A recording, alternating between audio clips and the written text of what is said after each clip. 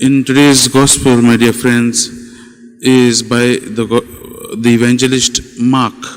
And Mark summarizes, being the end of the week, this Easter week, which we have been having these days, and he summarizes the apparitions of our Lord Jesus, risen Jesus. All these days we were reading from the book of John and Luke and the other apparitions from the Gospel of Matthew.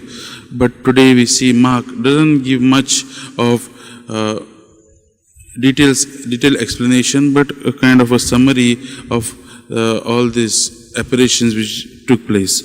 And the first apparition we see is that of Mary Magdalene, which we believe that Mary Magdalene, who was one of the first ones whom Jesus met.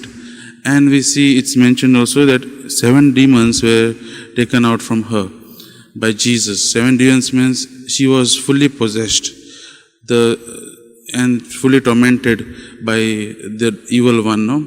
And Jesus frees her. And that is why and it's very beautiful to see that a person who was filled with evil, Jesus visits one of the first ones to meet the risen Lord. Another thing is that Jesus rebukes all his disciples for not believing those whom he has seen,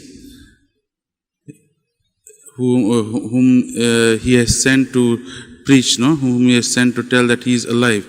And in this also, through this we can see in today's gospel, Jesus is trying to tell each and every one of us, whatever our faults may be, whatever our state of life may be, whether we are strong, whether we are weak, Jesus comes to each and every one of us, and he wants to dwell in our hearts, and he wants us to go out and proclaim his kingdom. These disciples whom Jesus met had their own faults. Firstly, we see Mary Magdalene, who had 7 demons. Then later we see his 12 disciples also. Peter, who became the first pope, we say, who led the church. They had all their faults, but still Jesus believed in them. He believed in their weakness. Through their weakness, they would rise again.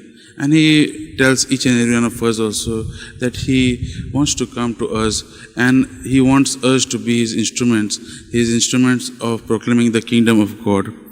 If we have still not believed, just like these disciples, let us ask God to increase our faith in him, increase our love for him, so that we may be better instruments in his vineyard. As we come at the end of this week, let us be these Alleluia Christians, these Christians of joy who proclaim the risen Lord, and not the Christians whom, like, we are only for name's sake, but Christians who take Jesus everywhere and carry him everywhere, wherever we go, through our lives, through our works and actions. For this grace, let us pray during this Eucharistic celebration, and let us ask God to increase our belief in him, to increase our faith in him.